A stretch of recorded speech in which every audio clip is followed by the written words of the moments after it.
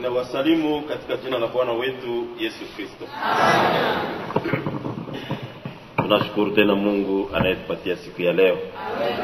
Ni kwa neema yake tunapatikana hapa. Sifa zina yeye. Tekniki iko tekniki ya wanadamu, inakoroga kidogo, haina problem. Naamini ya kwamba Mungu atasema nasi tu. Wakati ya Paulo, hata wakati ya Bwana wetu Yesu Kristo, nadhani hawakuwa na mikrofoni. Yesu Kristo wakati alilisha watu wanaume 5,000, si aliongea kana? Esi ulikuwa mikrofoni? Lakini balisikiaka. Ni kusema hata kushambre wote ile siku ya nani ya Pentecost, watu 3,000 baliamini. Kulikuwa mikrofoni basi. Sie njoo tunadeka. Juu tekniki ilishakuya tunadeka bon. Mais nadhani ile haiko vraiment handicap yenyewe naweza kuhandicap kufunga kazi ya Mungu. Na wafrere wenyewe liko kule kwa interieur sawa, wanaweza kukosa wanaweza kukosa ma mikrofone, wanakosa mabafle, wanakosa manini. Wanaona ya kwamba vraiment tutafanya no. Bafle haiko ndio yenyewe na pressure. Mtu ndio na pressure. Na option ya Mungu ninaweza sema hapa na sauti kidogo, mais option ya Mungu inafikisha kwa kila mtu. Haleluya. Mimi nakumbuka wakati moja hivi zamani mabitu ilikuwa inafanyika kabisa, message ilikuwa vitu ya kushangaza. Watu wangeza kuko frere alikuwa iko naomba mpori. Alienda omba mpori. Zamani watu walikuwa naenda kupori kama mimi kuomba, sababu usiku anaenda lala kipuri kile pale mule mpori anaenda omba. Sasa kwenye iko naomba kule kupori, kila mtu mwingine iko namsikia pastor wa frere njoo ule kunaomba kule. Uimagine mtu mwenyewe, tuseme par exemple mtu iko naombea hapa kuko kipori, mtu iko naombea hapa, mwenyewe iko Nyarubande iko namusikia pastor wa frere kunaombea kule, mwenyewe iko kule ngambo ya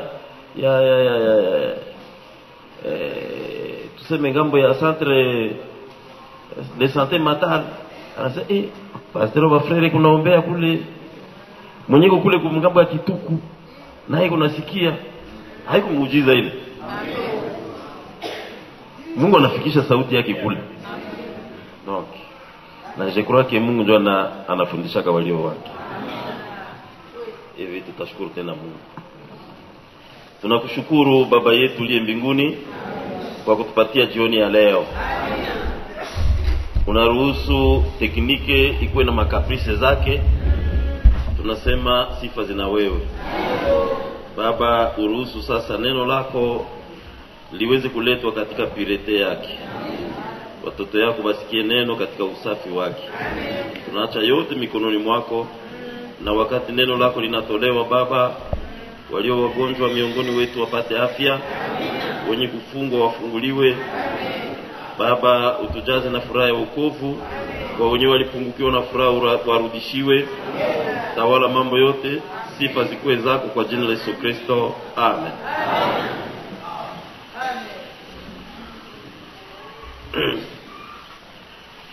Tunaendelea kuongea juu ya utaratibu ndani ya kanisa. Utaratibu unaletwa na Roho Mtakatifu. Na ule utaratibu unaanza ndani ya mtu binafsi. Mbele ikuwe utaratibu ya kuweka washemasi na kuweka wa pastori na plito wazee wa kanisa na wengine, inalomba kwanza ndani yangu, ndani yako, ndani yetu kuwe utaratibu. Ndani ya majamaa zetu kuwe utaratibu. Ni ile utaratibu njoo yenyewe sasa itaweza kusambalana ndani ya kanisa, na kanisa itatembea mzuri. Tunaweza kuweka washemasi, tunaweza kuweka wazee, kama sisi wenyewe kwanza ndani yetu hakuna utaratibu, fujo itakuwa tu ndani ya kanisa. Jua hakuna mwenye atafurahia, kwa sababu ndani ya kila yeyote hakuna utaratibu. Ile utaratibu ndio inataka furaha, na kama ile furaha haiko, kyote kinyi kitapitika, hakutakuwa furaha. Tunahitaji furaha ya wokovu ndani yetu. Kwa hivi tulishasoma maandiko katika Timotheo ya kwanza sura ya 3 mstari ya 14-15. Tulishasoma maandiko katika Wakolosai sura yake ya 2 mstari wa 5. Tulishasoma maandiko katika Wakorintho ya kwanza sura yake ya 14 mstari wa 14. Inasema juu ya utaratibu. Lakini kadiri tunaongea, tunaonesha ya kwamba kanisa yenyewe iko na maana mbili: kanisa la mahali na kanisa katika dunia mzima. Na tuliona ya kwamba kanisa katika dunia mzima ina watumishi wake, kanisa la mahali ina watumishi wake. Katika dunia mzima watumishi wenyewe wako wanaitwa wahuduma wa neno, na miongoni ya wale wahuduma wa neno kuna wenye Mungu anatia kimbelembele, kwa sababu Mungu kila mara anaanjaka na mumoya, ule mumoya anaongea na wengine. Mungu alikuwa na Musa mumoya anaongea na wengine, na kila wakati aliendelea ni vile tu, mumoya na wengine. Hata wakati ya Yohana Mbatizaji alikuwa yeye mumoya, hakukuwa peke yake, alikuwa pia na wanafunzi yake, nao walingeweza kusema benye Yohana Mbatizaji alisema. Yeye Yohana Mbatizaji ndio alisimamia neno kwa ule wakati wa Yesu Kristo vivyo hivyo. Yesu Kristo mmoja na wanafunzi wake angeweza kuwatuma wawili, wanaenda wanahubiri, wanaombea wagonjwa na kadhalika, lakini mwenye alisimamia wakati ule kazi ni Bwana wetu Yesu Kristo. Baada ya pale kulikuwa Petro siku ya Pentekoste, na siku zenyewe ziliendelea baada ya Pentekoste. Petro mmoja, lakini hakutumika yeye peke. Kulikuwa wale wanafunzi 12, plito wale mitume 12 pamoja na Petro baliweza kuendelesha kazi. Baada ya pale Mungu aliita Paulo mmoja, lakini hakutumika yeye peke. Kulikuwa bangye balitumika pamoja naye. Baada ya Paulo kulikuwa Yohana kukisanga ya Patemo.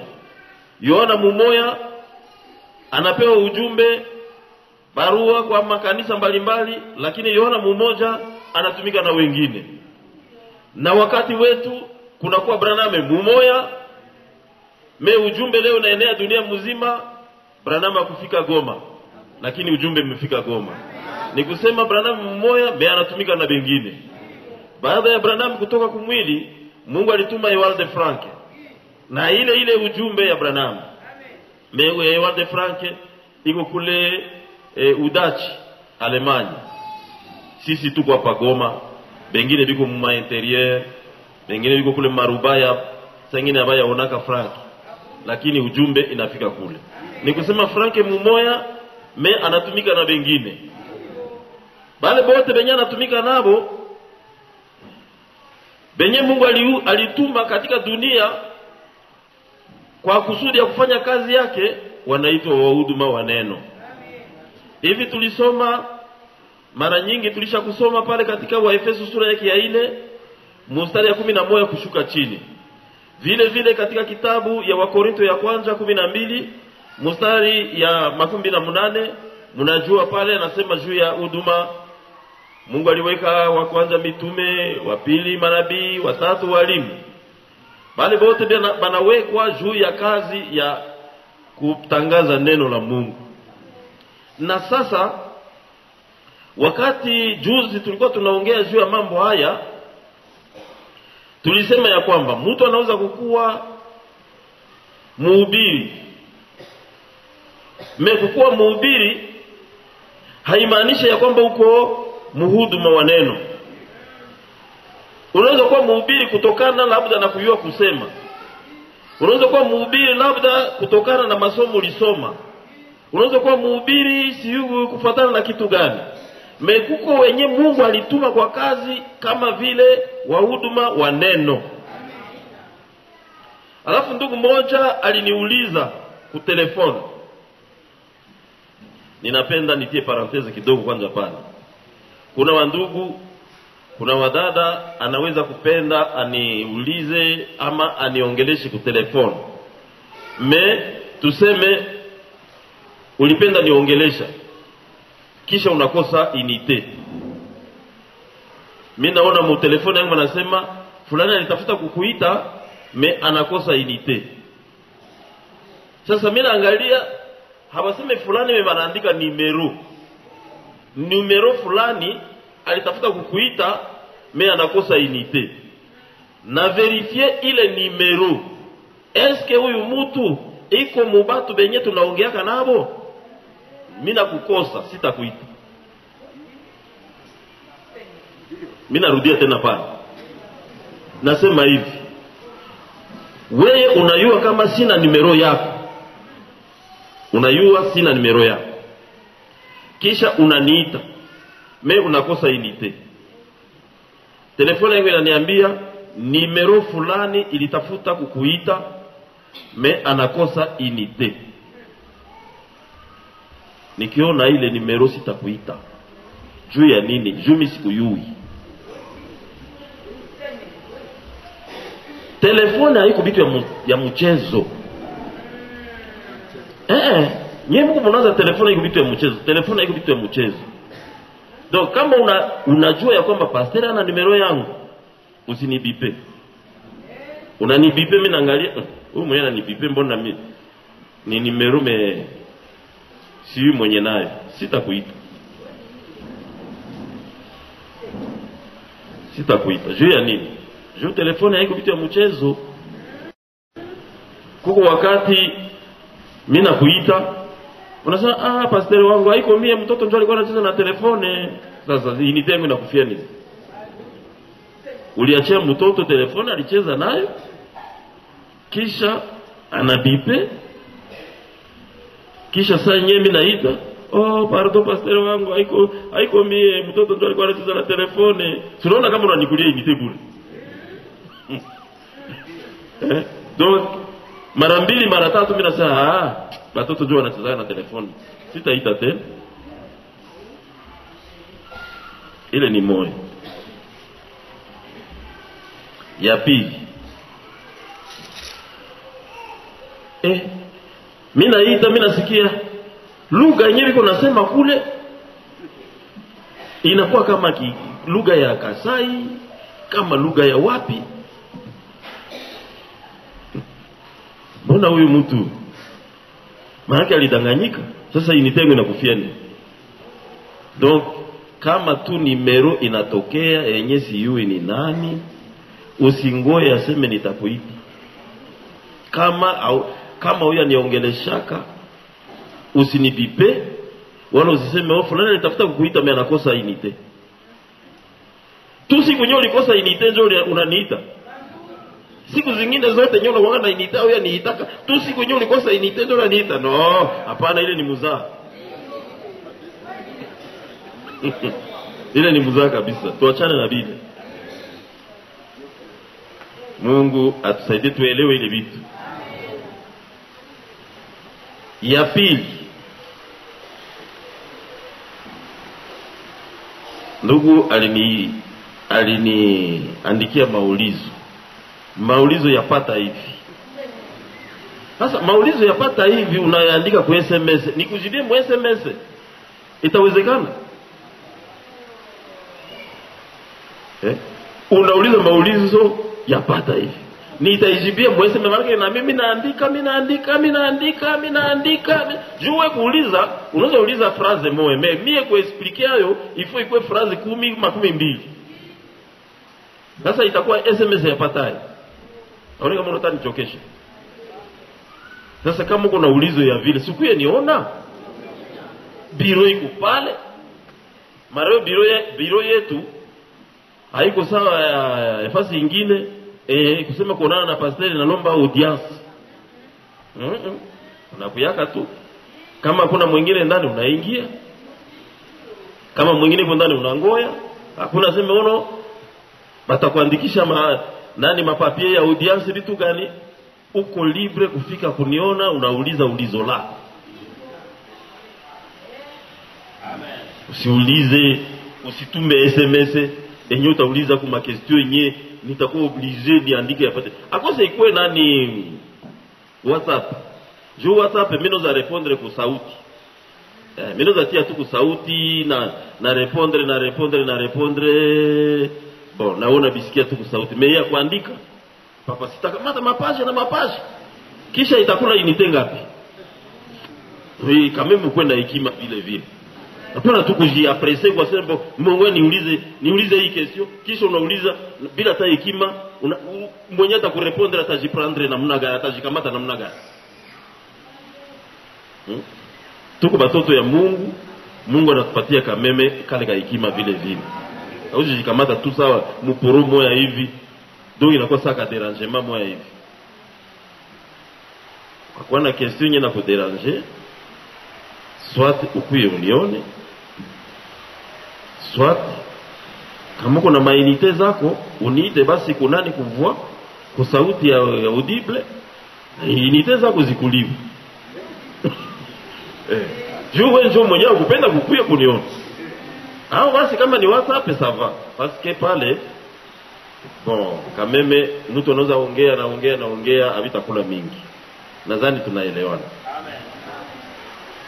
Alors ndugu aliuliza hivi, namna gani tunaweza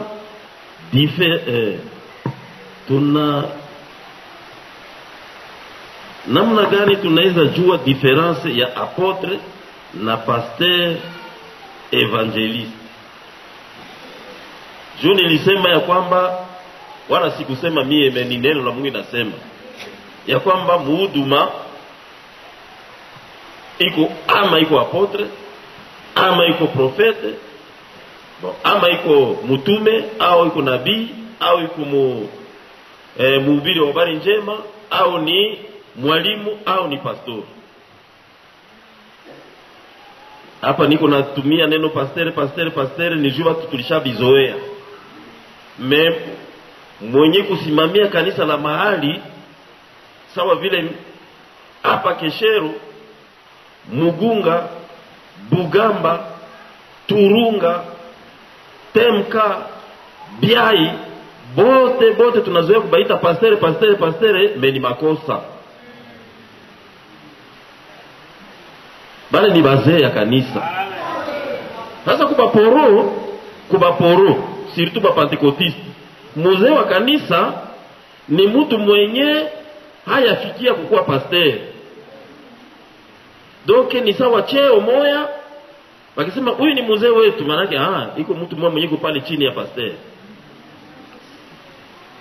Donc kutaya mtu asema huyu ni mzee wetu.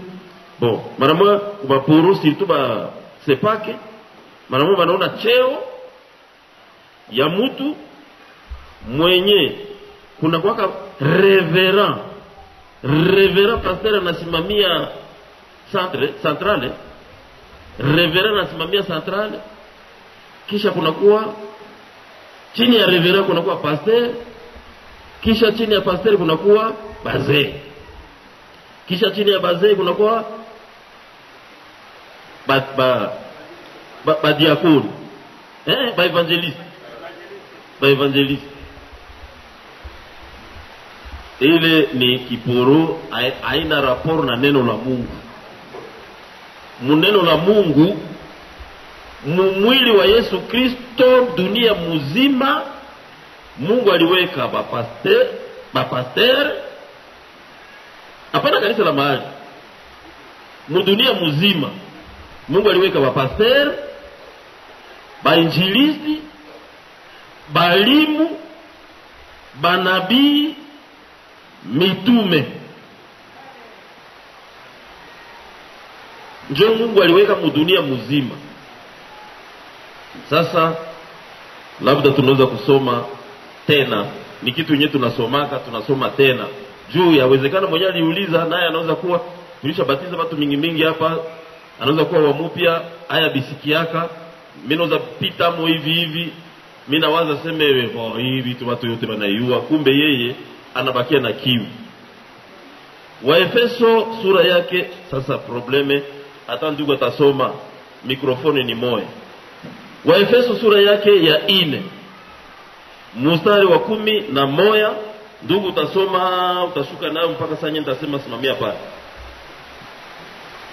Naye alitoa wengine kuwa mitume, na wengine kuwa manabii, na wengine kuwa wahubiri wa habari njema, na wengine kuwa wachungaji na walimu, kwa kusudi la kukamilisha watakatifu kwa kazi ya utumishi, hata mwili wa Kristo ujengwe, hata sisi sote tufike kimo cha imani na kujua sana mwana wa Mungu, hata kuwa mtu mzima, hata kufika kipimo cha urefu wa utimilifu wa Kristo, hata tusiwe tena watoto, tukitupwa huku na huku na kuchukuliwa na kila upepo ya elimu na hila za watu kwa ujanja na udanganyifu mbaya. Lakini tukisema kweli katika mapendo, tupate kukua katika maneno yote ndani yake aliye kichwa, ndiye Kristo. Katika yeye mwili wote ukiunganishwa na kushikanishwa na kusaidia kwa kila kiungo kwa kadiri ya utendaji wa kila sehemu moja moja, unaongeza mwili upate kujengwa wenyewe katika mapendo. Tunasikia ya kwamba Mungu alitia makazi fulani fulani, na hizo kazi ni kusudi mwili wa Yesu Kristo ujengwe, na hizo kazi ni kusudi tufikie umoja wa imani. Donc huyu asiamini hivi na huyu mwingine anaamini vyake na huyu mwingine anaamini vyake, mesie bote tufikie kuamini sawa sawa. Autrement dit, kumacho ya Mungu, munisikie mzuri hapo, kenye mimi nataka kusema itakushangaza. Peut-être itakuwa mara ya kwanza unabisikia, me unisikie mzuri. Kumacho ya Mungu, mwenye anaitwa muhuduma ni mwenye anajenga mwili wa Yesu Kristo, ni mwenye anafikisha batu umoja wa imani. Nisema namuna nye mimi naamini, njo namuna yenye mwengine wa ile mwili anaamini, njo namuna mwenye ku Kinshasa anaamini, mwenye ku Burundi anaamini. Sasa kama ni vile,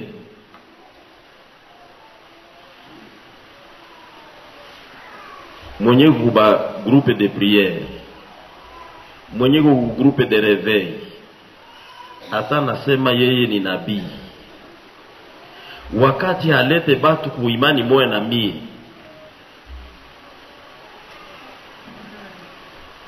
wakati hatujenge naye ule mwili wa Yesu Kristo, nitamuita muhuduma? Mie nikimuita muhuduma, eske Mungu anamuita muhuduma? Juu huduma kazi yake njoo hii. Soma tena bien-aimé.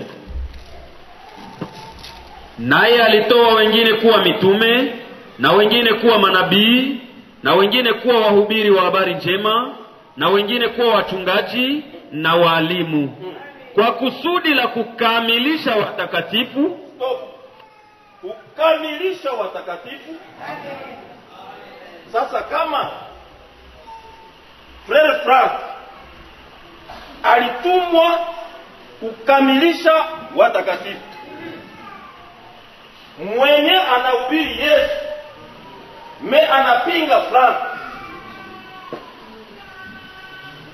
bote bawili wanahubiri Yesu, me Mungu alituma Frank kukamilisha watakatifu. Huyu mwenye anahubiri Yesu me anakataa Frank, atakuwa ministre kumacho ya Mungu na Frank ministre kumacho ya Mungu? Hapana. bila katala. Donc ni mhubiri mais haiko huduma kwa macho ya Mungu. Haleluya. Endelea. Kwa kazi ya utumishi, Kwa kazi ya utumishi ndio huduma. hata mwili wa Kristo ujengwe. Hata mwili wa Kristo ujengwe. Stop. Mimi nahubiri na mwingine anahubiri, mais anadivize église. Oye église ijengwe, église inatengana. Tulikuwa tunakutanana, oh bien aimé frère, oh bien aimé frère. Maintenant yeye anahubiri, anakubeba, siku tunakutanana tena kwa barabara, kuliko nisema bien aimé frère, mimi nasema fulani ule. Mimi napita. Na yeye ananiona mbele pale bafo wale.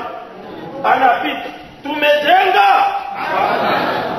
Yeye ni mhubiri, mimi haiko huduma.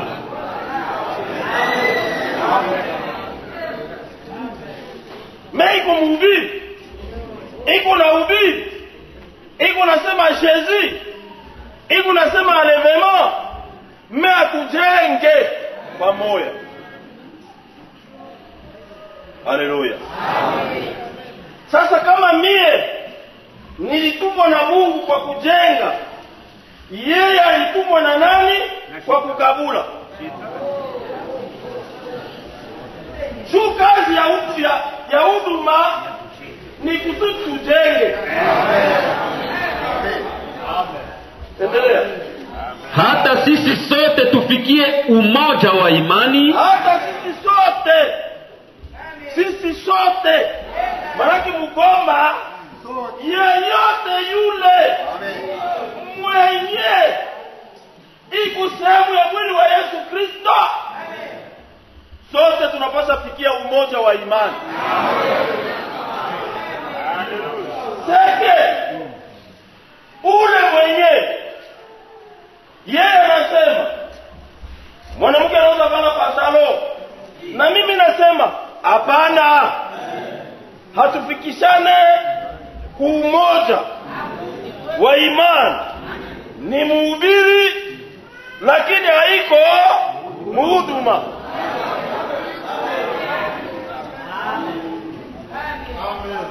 Tunaendelea. Na kujua sana mwana wa Mungu. Na kujua sana mwana wa Mungu. Mimi nasema Yesu Kristo mwana wa Mungu haiko mwingine, ni Mungu katika mwili. Yeye anasema angalia huyu. Yeye anasema ona sasa bafrene. Ndio kwenye sie na bafrene tusikiliza nasi. Mnatia Roho Mtakatifu wake. Mnatia Baba wake. Ni kusema ile kujua sana mwana wa Mungu. Haleluya. Hawatufikishe pa. Mimi anahubiri. Ni kusema ni mhubiri lakini si mhudumu. Eski bingu inasikilikana? Tuendelee. Hata kuwa mtu mzima. Hata kuwa mtu mzima. Hata kufika kipimo cha urefu wa utimilifu wa Kristo. Chupa tunasema mhubiri yeyote mwenye kuliko akulete weye ufikie na wewe kuwa na audience pamoja na Yesu.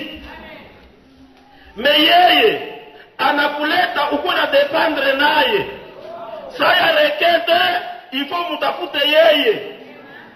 Hauya komalaka tu. Unabakia tu kisheta. Probleme zako ifo ulete kwake, yeye ndio aseme na Mungu. Ule yeye ni mhubiri lakini haiko mhuduma. Juu mhuduma anapaswa kutuleta tukomale sie bote.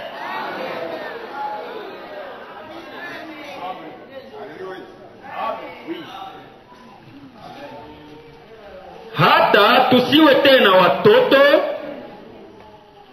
tukitupwa huku na huku na kuchukuliwa kwa kila upepo wa elimu, kwa hila ya watu na kwa ujanja na kwa udanganyifu mbaya. Nadhani biko wazi. Eske kuko bezia uko matepa? We leo uko hapo, kesho uko kubatonere, kesho yake uko kubapoligana. No, sie bote tuko batoto ya Branham. Ule ni muhubiri, me haiko muhuduma. Muhuduma anapaswa positionner mtu. Unakuwa na position. Hapana leo uko huku, kesho uko huku, sie bote tuko pamoja. Bon, kakundi kengine kanaanza huko Ndosho, huko kule, kengine kanaanza huko Nyarubande, huko kule. No, sie frère, upendo frère. No, upendo tunaitika. Me upendo ya nini? Si upendo ya neno. Kumbe ni muhubiri, me haiko muhuduma. Juu muhuduma anapaswa kutuleta sie bote tusibebwe huku na huku. Eske vinasikilikana? Tunasoma kama tunachukua kitabu cha Wakorinto ya kwanza,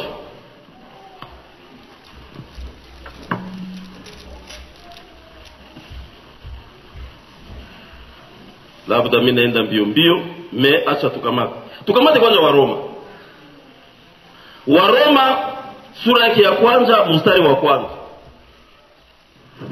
Waroma sura ya kwanza mstari wa kwanza, première phrase tu. Paulo, mtumwa wa Yesu Kristo, aliitwa kuwa mtume, aliwekwa kuhubiri habari njema ya Mungu.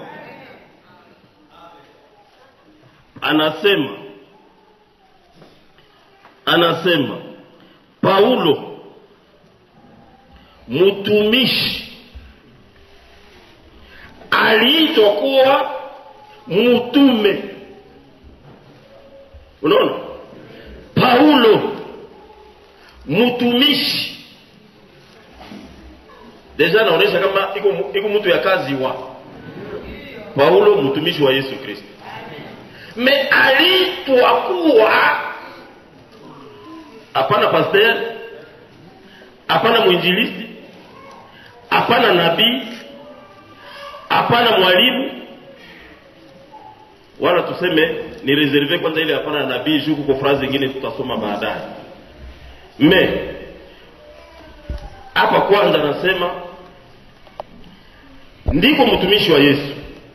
Memubale batumishi ya Yesu benye biko niliitwa kuwa nini?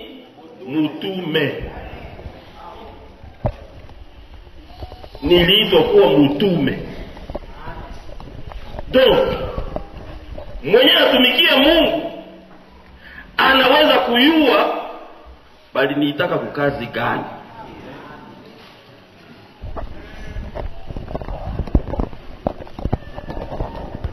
Kama wanatangaza hapa, wanasema tuko tunatafuta mwenye anaweza tumika kazi ya nyumba.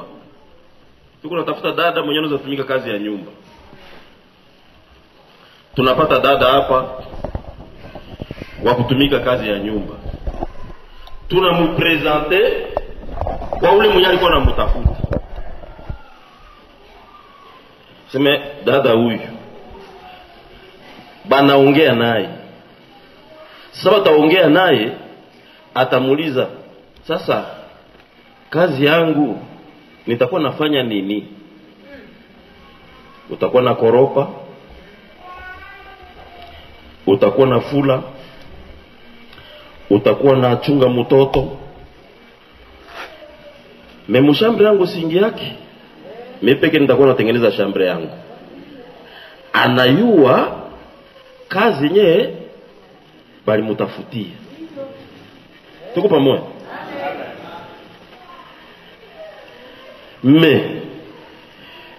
Banaweza kumwambia sema no, tunakuita kazi yako ni kuchunga tu mtoto. Sasa tunaenda kukazi, unamfanyia bui au unampatia nani bibero. Kazi yako ni kuchunga tu mtoto. Bingine vyote niko na mwenye atabifanya anayua kazi yenye balimuitia. Tuko pamoja? Tunatafuta motar. Banatangaza hapa balitafuta motar. Tunapata frère anasema niko hapa. Tunamupresenter mwenye moto. Motare anayua kwamba bananiangaje kazi ya nini? Motar. Kama ni kwenda Rubaya, kama ni kwenda Kichanga, entre parenthèses kwanza watumishi yenu wenye balienda Pinga, ndugu Moize na ndugu Bolo bali basalimia. Kama ni kwenda Pinga, kama ni kwenda wapi, anayua niko motar. Tupo pamoja? Mena yeye anatoka Pinga anafika kunyumba. Anakuya na moto inalala kunyumba kwa patron. Patron anamwambia, karibu sana. Bon, unisaidie kwanza ukorope hapa. Anasema, patron. Boju ya kubembeleza kazi peut-être anaweza koropa kwanza pale mbio mbio. Me kesho yake tena banamwambia, botosha kwanza ile mabitu yenyewe pale mu depot. Muhamisha au pale hivi. Atasema patron, uliniangajaka motar.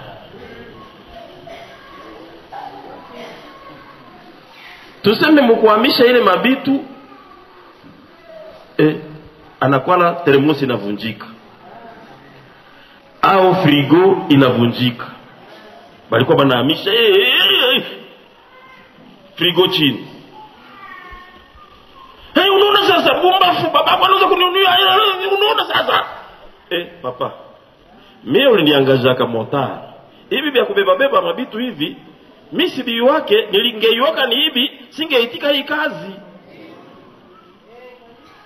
Nikusema mtu unamwangaje, anayua kama ulimwangaje kwa kazi gani. Je crois que c'est ça. Biko simple, binasikilika. Uliangaje mtu kuuzisha mubotiki. Boleo biko na magreve, tutaenda lima kwanza shamba, jua tutafungula botiki. Sie bote tunaenda lima kwanza kule nani Nyakagira. Papa, au kuniangaje kulima? Maybe ya kulima mimi si biyui. Paulo anasema, Paulo mtumishi wa Yesu Kristo, soma bien bien. Paulo mtumwa wa Yesu Kristo aliitwa kuwa mtume. Aliitwa kuwa mtume. Yeye anajua kenye balimuitia. Yeye aliitwa kuwa mtume. Amen. Mungu ito apewe sifa sana. Donc anaweza kusema Paulo mtumishi wa Yesu Kristo aliitwa kuwa diaka. Watu wanaye iko diaka. Paulo mtumishi wa Yesu Kristo aliitwa kuwa muimbaji. Watu wanayo kama yeye ni mtumishi wa Yesu Kristo mimi ni muimbaji. Paulo mtumishi wa Yesu Kristo aliitwa kuwa technicien, photographe, siwi nani, teknike fulani. Watu wanaye yeye anatumika kazi ya tekniki, mais anatumikia Yesu. Paulo mtumishi wa Yesu Kristo aliitwa kuwa nabii. Haiko mtume, meiko nabii. Kila mtu kuna kazi enye aliitiwa. Haleluya. Kama tunasoma ndani ya kitabu ya Yeremia. Yeremia sura yake ya kwanza, tuangalie kwanza pale kidogo. Na tunaendelea. Yeremia sura yake ya kwanza. Baliita Yeremia. Kazi yenyewe balimuitia banamwambia hayo. Na Paulo naye banamwambia hayo. Banamwambia na Paulo naye kazi yenyewe walimuitia. Yeremia sura yake ya kwanza mstari wa 4. Utakamata mstari wa 4, wa 5, wa 6 mpaka mstari wa 10. Tachia pale 4, 5, 6 mpaka 10. Neno la Bwana lilikuja kwangu kusema, ilipokuwa sija kuumba bado katika tumbo nilikujua. Nilikuyoga na wewe zaliwa tatu. Na ilipokuwa hujatoka bado tumboni nilikutakasa. Nimekuweka kuwa nabii la mataifa. Nami nikasema, Bwana Mungu, tazama siwezi kusema kwa sababu mimi ni mtoto. Lakini Bwana akaniambia, usiseme mimi ni mtoto, kwa maana utakwenda kwa kila mtu ambaye nitakutuma kwake, nawe utasema kila neno ambalo nitakuagiza. Usiogope mbele yao, kwa maana mimi ni pamoja nawe, nikuokoe, anasema Bwana. Basi Bwana akanyosha mkono wake, akagusa kinywa changu. Bwana akaniambia, tazama nimetia maneno yangu katika kinywa chako. Shauri pamoja na watu wenye mwili na damu. Nikingali mtumbo ya mama yangu, Mungu alikuwa alishayua seme, Paulo, mimi nakutayarishia kazi fulani. Kazi ya Mungu abaishutuki yake ni kitu yenye Mungu alitayarisha zamani. Mingi leo wanaifanya kushutukia tu kwa kuona tu loyenge. Mekazi ya Mungu haiku ya loyenge, ni yenye Mungu alitayarishia kama mtu. Tutasoma katika Wakorinto ya kwanza sura ya kwanza mstari wa kwanza.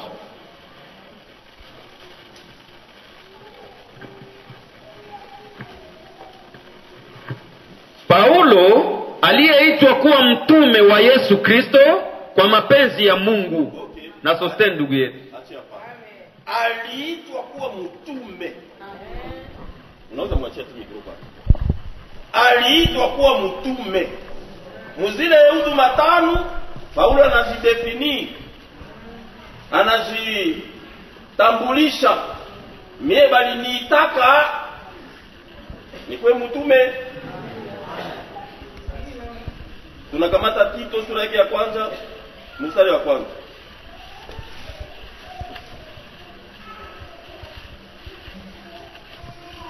Tito sura ya kwanza mstari ya kwanza nasema, Paulo mtumwa wa Mungu, Paulo mtumishi wa Mungu ama mtumwa wa Mungu, na mtume wa Yesu Kristo. Mtume.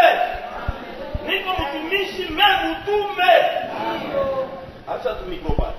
Niko mtumishi mtume.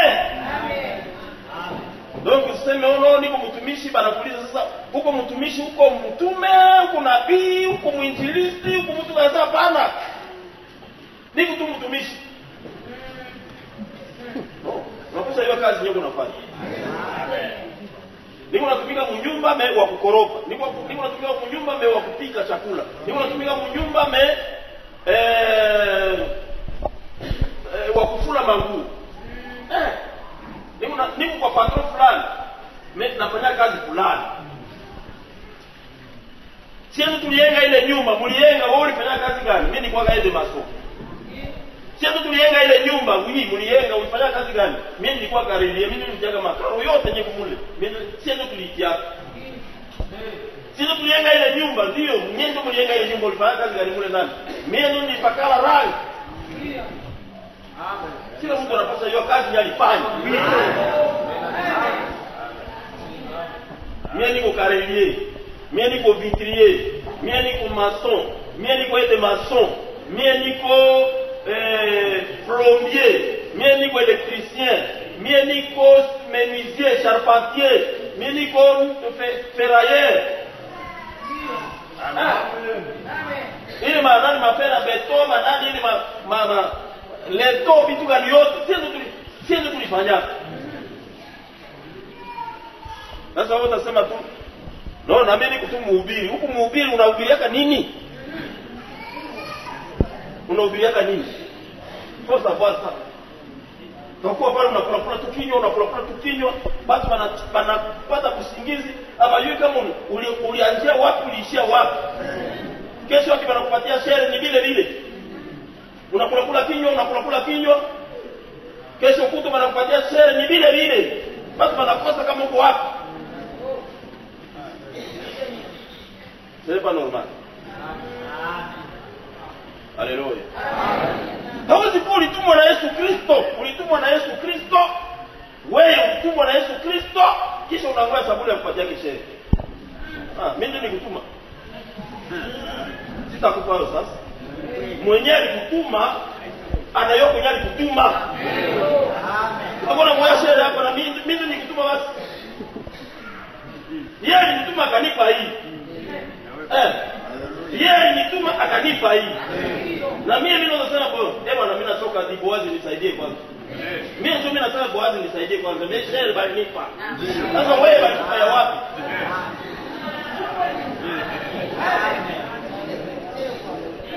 Haleluya. Sasa yua bali kutuma kufanya nini? Petro ya kwanza, Petro ya pili. Petro ya pili sura ya kwanza mstari wa kwanza. Simoni Petro, mtumwa wa Yesu Kristo, kwa wale waliopata imani ya dhamani moja nasi katika haki ya Mungu wetu na Mwokozi Yesu Kristo. Rudia tena. Simoni Petro, mtumwa na mtume wa Yesu Kristo. Mtumwa ama mtumishi na mtume apotre na mtume. Niko mtumishi apotre. Tunakamata Timotheo ya kwanza. Timotheo ya kwanza sura ya pili mstari wa 7. Kwa ajili ya maneno haya niliwekwa mhubiri na mtume. Niliwekwa kuhubiri, niko mhubiri na Amen. Niko mhubiri na nini? Mtume. Amen. Ule ni Paulo tunasema kazi ndio ni mtume. Niko mhubiri, mimi siko diakre. Niko mhubiri, mimi siko muimbaji. Niko mhubiri, mimi siko photographe. Niko mhubiri, mimi siko technicien. Niko mhubiri, mimi siko trésorier. Niko mhubiri. Memu ile mhubiri na nani sasa? Mtume. Vous devez savoir, niko mhubiri na bali tuma kufanya nini? Nenda kuhubiri, huko na hubiri kitu gani? Juu kila huduma utaiona sasa hivi. Kila huduma sasa inaingia mu Biblia, iko na nafasi yake. Tunakamata Timotheo ya pili sura yake ya kwanza mstari wa 11. Kwa habari njema hii niliyowekwa mhubiri na mtume. Niliwekwa kuwa mhubiri na niko mhubiri na. Donc mwenyewe uliza ujue ya kwamba kama ni wa mali sasa ndio haiko sawa Goma. Malheureusement leo internet sio kama inatumika juu ya furaha. Sio. Mais niko mhubiri na. Amen. Na conjonction de coordination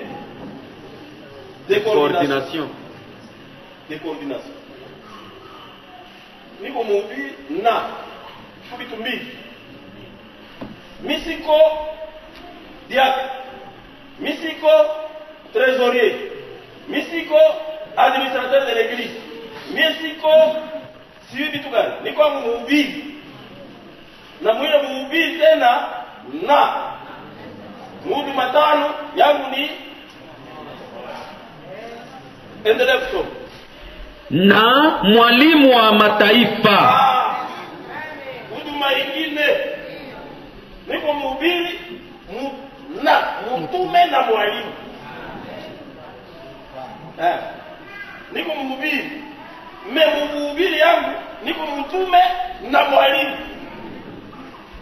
Voilà. C'est clair? Wazi. Sasa tuko nauliza. Anasema. Sasa hivi vyote ningefuatilia kwa SMS. Eske hivi vyote wewe na mimi tusemezane kweli? Unaweza fuatilia hivi kwa SMS? Sikuye kubiro ulizo yako. Mais ulifanya tu mzuri juu ina permettre tubiseme hapo kwa watu. Amen. Sasa tunarudia kuulizo tena, anasema namna gani tunaweza jua difference ya apotre na pasteur évangéliste? Premier élément de réponse tulishasema wote ni wahubiri. Wote kwanza ni wahubiri. Premier élément de réponse.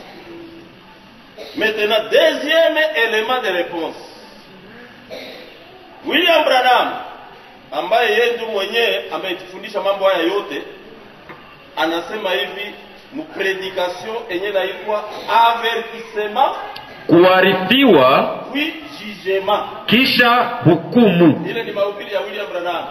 Nuko nazo mu paragrafu yake 107. Kama unapata brochure nyingine wanasema Dieu ne fait pas venir un homme à jugement, Mungu haletake mtu kwa hukumu sans l'avoir prévenu, bila kumwarifu mbele. Ni ile prédication. Mais ingine nasema avertissement puis jugement, kuarifiwa kisha hukumu. Ile ingine nasema Dieu ne fait pas venir un homme à jugement, Mungu haletake mtu kuhukumu sans l'avoir prévenu, bila kumwarifu mbele. Ni ile brochure moja titre njo mbalimbali kufuatana na benye bali traduire. Jo Branham alisemaka kwa Kiingereza.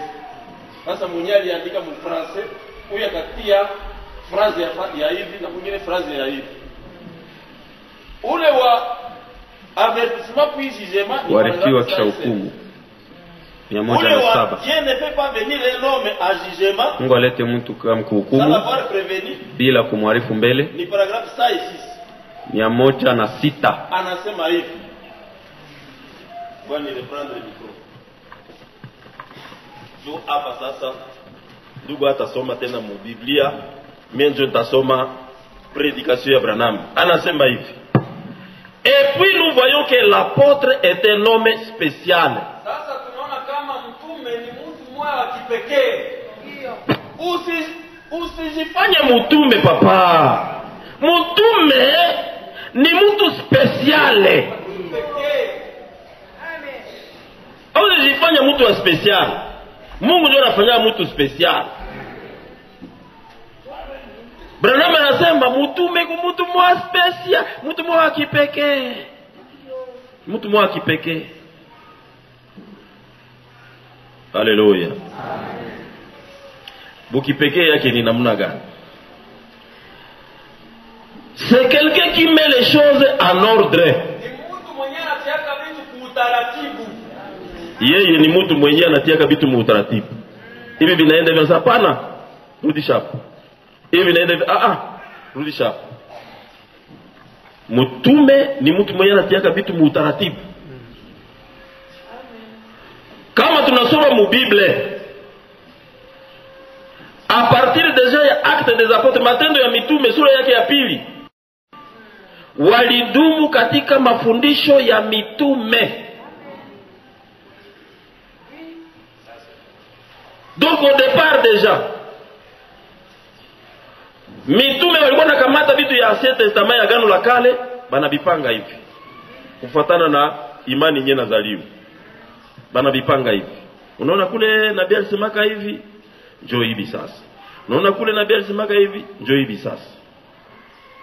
Na mtume ni mtu mwa special, mwenye anaweka vitu mu utaratibu.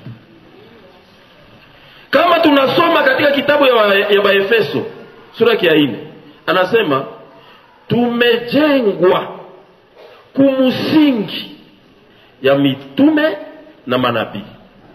Donc ni watu wenyewe wanawekaka msingi. Mtume ni mtu wa kuweka msingi.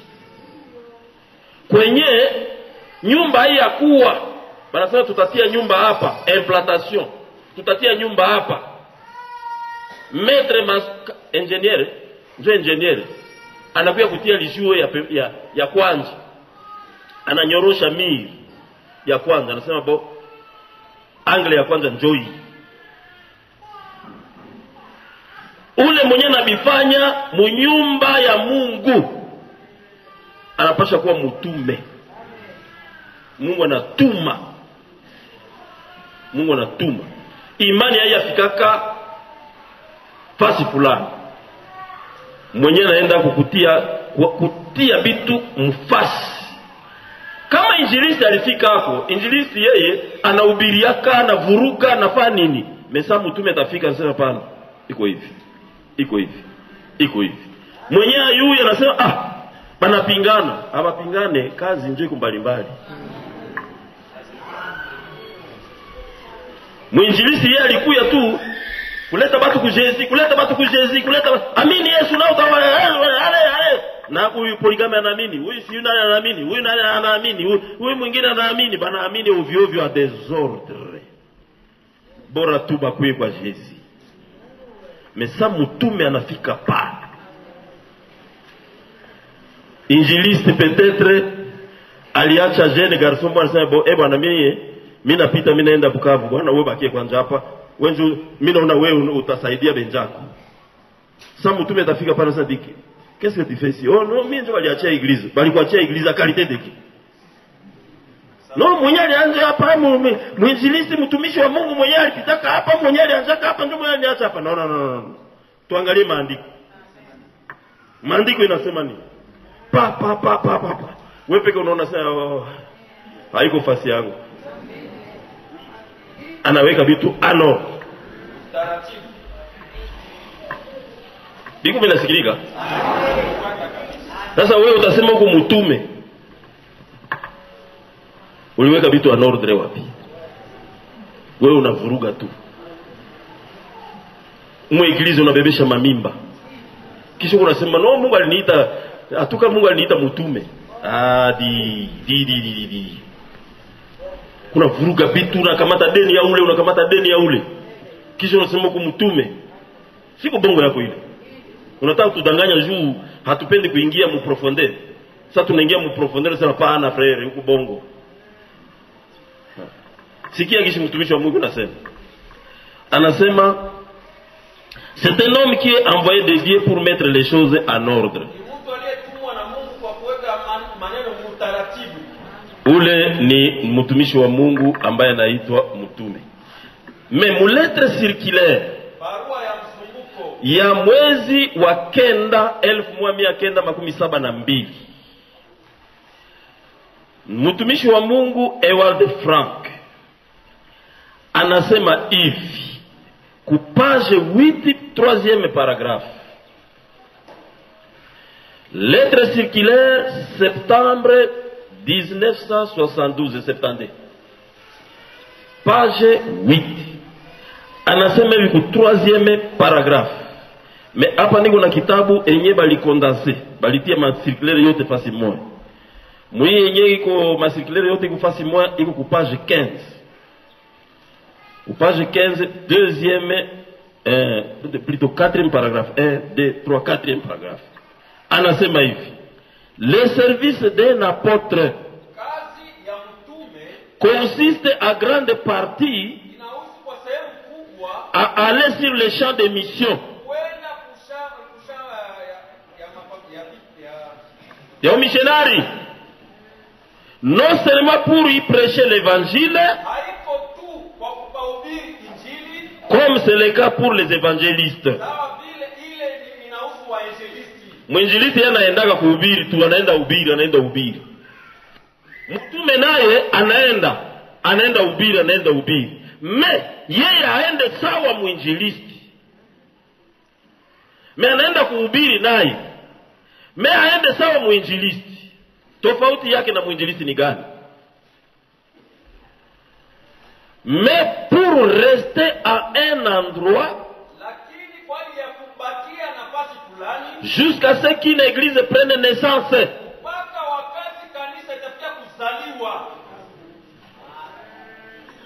Mtume yeye anaendaka fasi, anahubiri pale, anabakia pale mpaka kanisa izaliwe pale, kanisa ikomale, aachie kanisa mtu mwenyewe anaona huyu yuko en ordre.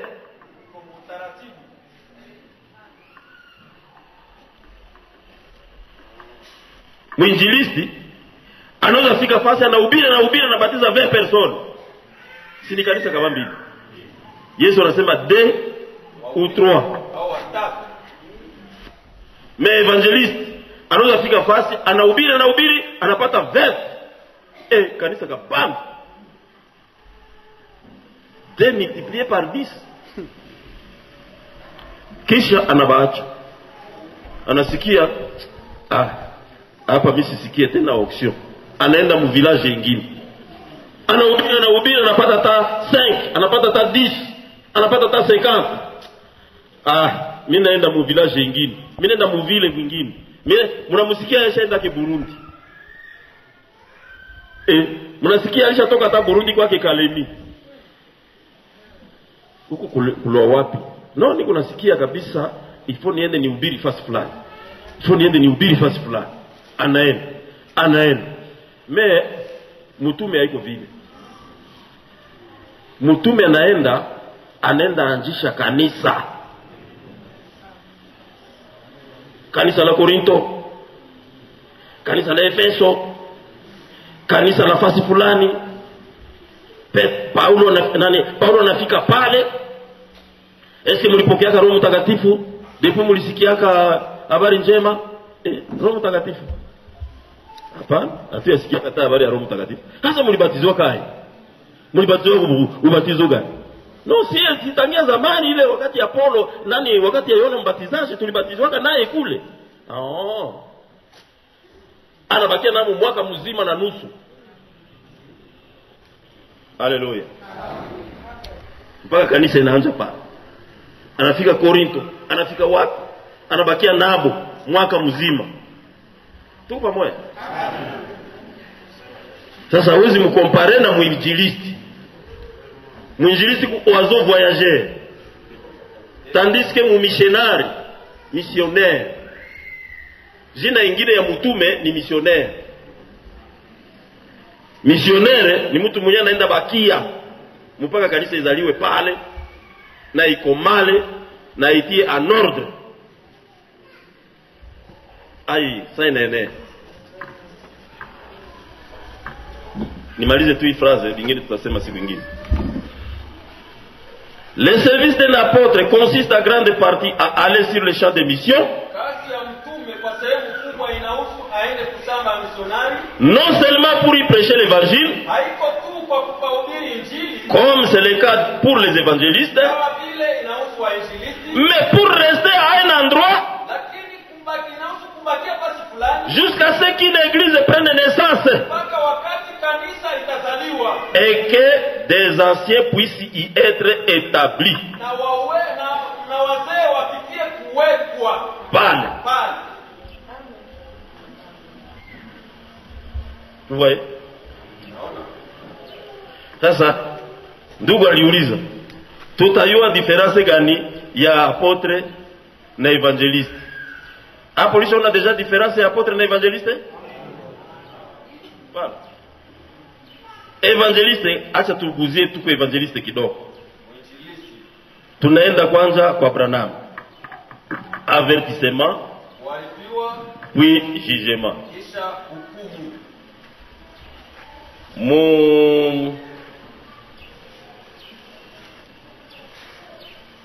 Ile yenye tunasema avertissement puis jugement ni paragraphe 107. Paragraphe ni paragraphe 106. Mais mwile Dieu n'amène pas ni paragraphe 107. Qu'est-ce que j'ai dit? Un paragraphe inafishana. Tuko kwa evangeliste paragraphe 104. paragraphe 54. Mais kuile ingine iko paragraphe 55. Un évangéliste est un homme spécial. Ah baba, usiseme sie bote tutakimbilia kukoba evangeliste. Juu tunaenda tu tunahubiri tunajiendea yetu. C'est un homme spécial. Haiko n'importe qui. Mimi hapa minyeni unasema na nyie, mimi siko evangeliste. Siwezi biweza. Evangeliste. Usikie biko na waka. Mbona mimi sina shere? Ngoja niende Kituku. Unaenda pale Kituku. Unaanza, unapompe, unasikia. Kesho yake unasikia nono. Sitaenda tena Kituku. Mimi naenda wapi? Ngoja niende kunani? Niende kumasanganjia mwa pale hivi. Unaenda kumasanganjia mwa pale. Kesho yake niende kwa hospitali. Unaenda kule kwa hospitali. Donc unasikia tu kama hawezi bakia hivi. Mimi ni kwangu mtu mimi napenda nibakie niko nasoma ngo vitabu, kumbe hii kitu ni kwa kasi aiona di. Njoo hii kumbe mimi naitia pale. Mwinjilisti ana ile wakati. Bibi binawaka njoo aende aambie watu mnapotea mkuye. Mfedi monde njoo dunia na bibi binawaka ndani yake. Yesu kunakuya. Mimi siko kule. Yeye hawezi kutulia kama yaambia watu mmepotea. Kama yaambia watu ya kwamba Yesu Kristo alikufa kwa ajili yenu. Kuya kwa Yesu. Kama yaambia watu kusema dunia yote ni wenye dhambi, lakini kuna mubadala. Ule mubadala ni Yesu Kristo. Mkuye kwake. Sana bisema nasikia. Mimi anaweza sema na binya anasema na viruga tabi moya kuna muna yake. Mimi mwalimu sana fika pale anasema pana hii haiko juste. Kwa mfano nilete example mwenyewe anifikia kukichwa sasa hivi. Asiyetumika na asikule. Mwalimu sana fika pale anasema ile ni mu Biblia gani? Hii haiko mu Biblia frere. Sasa hapana haiko mu Biblia frere. Maana haiko tusome Biblia. Sasa tunasoma Biblia, tunakutana wanasema asiyetaka kutumika na asikule. Unasema tunaona sasa frere. Wewe ulikuwa ulishatosha hii neno asiyetaka. Si wanapishana deja. Ni sawa vile frere moya alitia mu WhatsApp yake. Anasema mwenye anapata mwanamke mrembo anapata kitu kizuri. Mimi nasema frere, ni mu Biblia gani? Anasema iko mu Biblia. Mimi nasema nipatie ile verse. Anatafuta discuter na mimi kuhili. Mimi sasa nipatie ile verse. Mwenye alipata mwanamke mrembo amepata kitu kizuri. Celui qui trouve une belle femme. Mimi nasema para frère. Ça n'existe pas ile verse misi ya Yonaka. Une bonne femme, d'accord. Pas une belle femme. Bonne, pas na belle. Ndio huko watu benye biko wanatongoza wafie mumayele. Huko belle. C'est vrai. Quand même wakati tunaangalia mu Biblia wanasema ba belle femme, mwanamke wa nani wa Rebecca alikuwa kabele, siyo nani Rachel alikuwa kabele, siyo nani alikuwa kabele, des figures, des choses, c'est vrai. Mais jusque là usikoroge Biblia. Tena unataka kuikoroga na mtu mwenyewe alishasoma Biblia. Hapana. Ni sawa vile watu mingi wanasema Mungu ni Bwana wa wajane. Uniambie verse gani nyenye mu Biblia wanasema Mungu ni Bwana wa wajane? Ça n'existe pas. Haikwake. Bwana défenseur, donc mutetezi wa wajane, hapana Bwana wa wajane. Ça n'existe pas. Mungu ni baba ya yatima. D'accord. Mais mutetezi ya wajane. Tunamaliza ba injilisti, tukatie pale, tutaendelea siku nyingine Mungu akiruhusu. Tuko ba injilisti. Ça est 4. Un évangéliste est un homme spécial. Unaona kama ni special. Donc usijitie kubenye Mungu akukufanya hayo. Bamingi banazania kupreshe iko fasile. Mtu gani anaweza shindo kupreshe? Si nitafika pale tu nitasema sema tu. Utasema sema. Mebenye unasema eske ni neno la Mungu. Évangéliste ni mtu spécial. C'est un homme qui brille comme une boule de feu. Iko sawa kimoto kinyiki, donc kivingu ya moto yenyewe inawaka. Wewe uko pale kimya, banipatia keshere. Sasa kazi gani ya Mungu huko ndani yako? Niko evangelist. Evangelist unaikala tu kimya. Uko na ngoya keshere. Bongo. Oh no, basi tutaenda musha missionnaire na muya tu reconnaître banasema udume naanza kwa assemblée locale, misi ya katalo. Sasa kuanza kwa assemblée locale ni kuanza hii shere banasema ndio shere ya trainement. Hii haiko ndio shere ya trainement. Hii eglise ilishakomana ku niveau yenye wewe mwenyewe unataka mwanza mwaka unataka kuya kuanza, unataka kuya kutuanzia hapa ku niveau yenye unashusha, unaanza sema bon Yesu Kristo ni yule leo jana hata milele. Watu wanasema kwanza hii phrase haiko juste.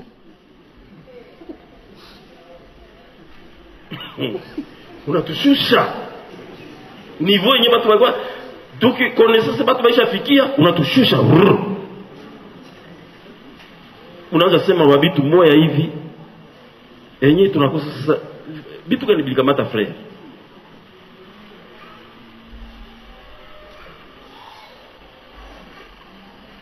Kama ulisikia binawaka ndani yako. Kitugu iko pa. Kama ulisikia binawaka ndani yako. Mahopitali ziko pa.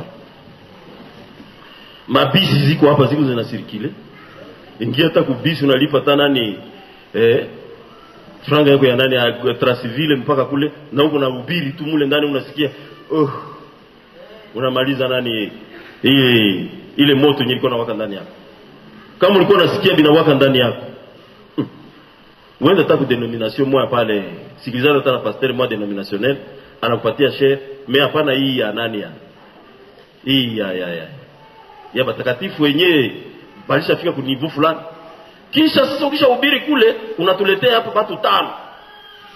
Sasa nilihubiri kule balipatia share kule kwa banani au kule Kituku au kule wapi? Watu 5 njoo hapa banataka batiziwe.